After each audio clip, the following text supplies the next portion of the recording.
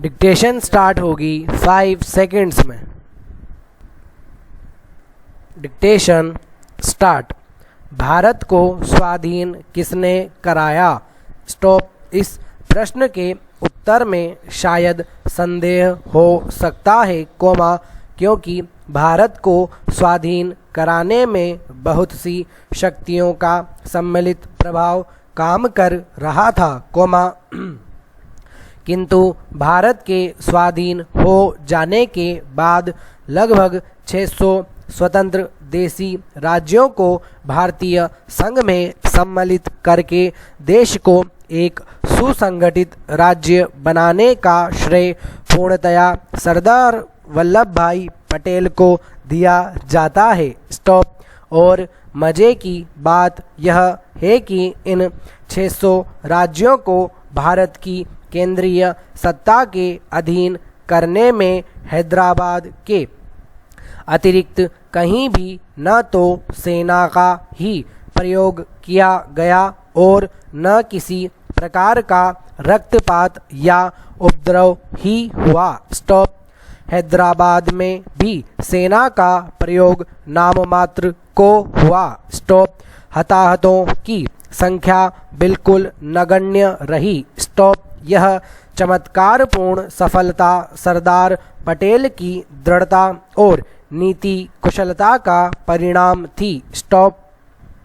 कुछ लोगों ने उन्हें भारत का बिस्मार्क कहा है। स्टॉप। किंतु भारत की विशालता और सरदार पटेल के कार्य की गुरुता को देखते हुए बिस्मार्क की सफलताएं बहुत छोटी जान पड़ती हैं। स्टॉप।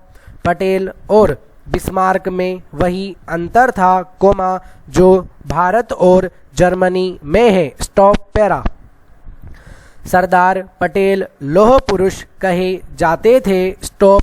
उनका यह विशेषण पूरी तरह सार्थक था। स्टॉप। उनके संकल्प में वज्र की सी दृढ़ता थी। स्टॉप। जिस काम को कर लेने का वह निश्चय कर लेते थे, वह होकर ही रहता था। स्टॉप। वह कम बोलते थे। स्टॉप। पर जो कुछ वह बोलते थे, उससे प्रत्येक शब्द में अर्थ होता था। स्टॉप। इसीलिए उनका एक एक शब्द ध्यान से सुना जाता था। स्टॉप। उनके अनुयायी और उनके विरोधी, दोनों ही उनके शब्दों के सही मूल्यों को पहचानते थे। Stop para. घटनाओं का चक्र जिस प्रकार चला, उसे देखते हुए कहा जा सकता है कि यदि सरदार पटेल भारत की राजनीतिक संक्रांति के उस अवसर पर न होते, तो भारत स्वाधीन होने के कुछ ही समय बाद बीसियों छोटे बड़े टुकड़ों में विभक्त हो गया होता। स्टॉप। उस दशा में इतने बलिदानों के बाद प्राप्त की गई स्वतंत्रता का कोई मूल्य न रह जाता। स्टॉप। इसे देश का सौभाग्य ही कहना चाहिए कि ऐसे विकट समय में ऐसा सुयोग्य कर्णधार प्राप्त हो सका। Stop para. वल्लभ भाई का जन्म गुजरात के नादियाड तालुके के करमसद गांव में 31 अक्टूबर 1875 ईस्वी को हुआ। स्टॉप। आपके पिताश्री झवेर बाई एक साधारण किसान थे। स्टॉप। वह साहसी, धार्मिक और दयालु स्वभाव के थे। स्टॉप। संभवतः 1857 ईस्वी के विद्रोह में वह खेती बाड़ी छोड़कर शस्त्र लेकर विद्रोहियों के साथ हो गए। स्टॉप। विद्रोह असफल रहा। स्टॉप। काफ़ी समय तक अपनी जान बचाने के लिए वह एक स्थान से भागकर दूसरे स्थानों पर जाते रहे। स्टॉप। 3 वर्ष पश्चात जब वह एकाएक अपने गांव वापस लौटे, तब तक गांव के लोग उन्हें मृत समझ चुके थे। Stop para. ऐसे साहसी पिता के पुत्र वल्लभ भाई में साहस की मात्रा अधिक होनी स्वाभाविक ही थी। स्टॉप। इसके साथ ही वल्लभ भाई में संगठन की क्षमता भी बचपन से ही थी। स्टॉप। जब वह विद्यालय में पढ़ते थे तब भी वह विद्यार्थियों के साथ होने वाले अन्यायों के विरुद्ध हड़ताल इत्यादि का संगठन करते रहते थे। स्टॉप। अध्यापकों के साथ झड़प हो जाने के कारण उन्हें एक दो बार विद्यालय से निकाला भी गया। स्टॉप। अन्याय के विरुद्ध संघर्ष करने की प्रवृत्ति आपके रक्त में ही थी। स्टॉप। पैरा।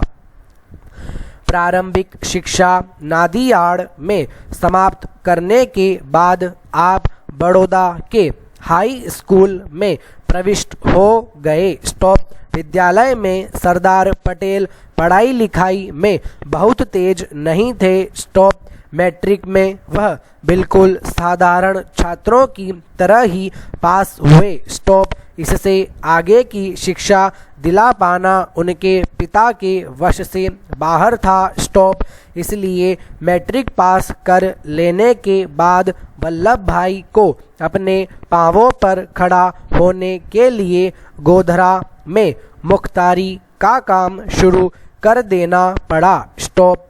वह बैरिस्टर बनना चाहते थे। स्टॉप। किंतु जब तक परिस्थितियां अनुकूल न हो तब तक के लिए उन्हें अपनी यह इच्छा मन में ही दबा लेनी पड़ी। स्टॉप। पैरा।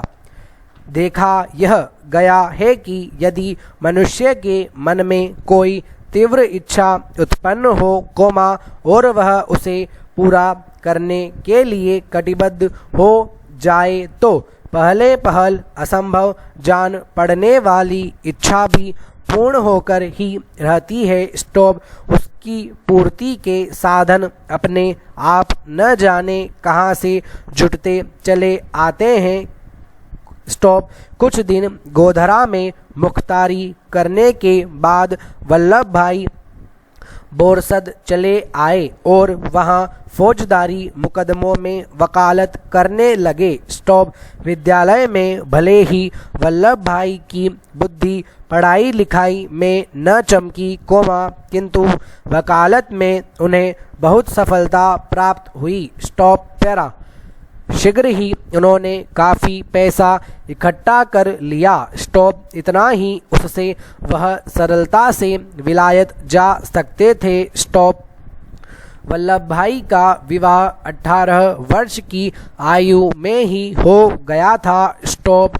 1890 ईस्वी में उनकी पत्नी का असमय ही स्वर्गवास हो गया। स्टॉप।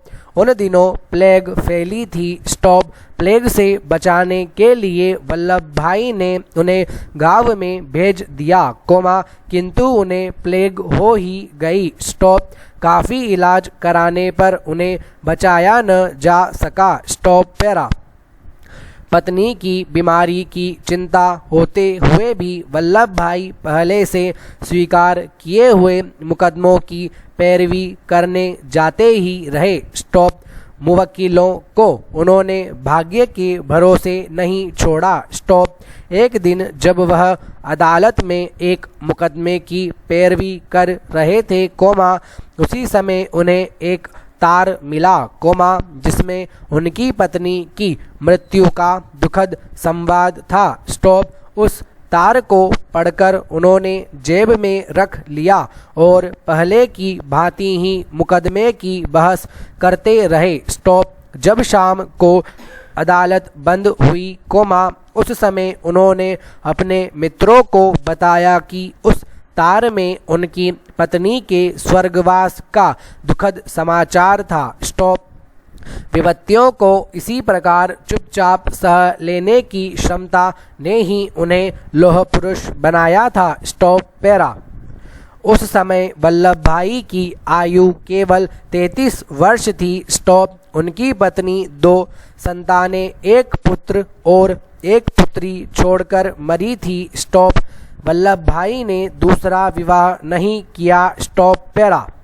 इस समय वल्लभ भाई के पास पैसा था। स्टॉप। उन्होंने विलायत जाने के लिए एक कंपनी से पत्र व्यवहार करना शुरू किया। स्टॉप। कंपनी का एक पत्र उनके बड़े भाई विट्ठल भाई पटेल के हाथ पड़ गया। स्टॉप। उन्होंने वल्लभ भाई से अनुरोध किया, पहले मुझे इंग्लैंड हो आने दो। स्टॉप। तुम मेरे बाद चले जाना। स्टॉप। अपने हृदय की तीव्र इच्छा को दबाकर वल्लभ भाई ने यह अनुरोध स्वीकार कर लिया। स्टॉप। विट्ठल भाई इंग्लैंड चले गए और यथासमय बैरिस्टर बनकर लौट आए। Full stop.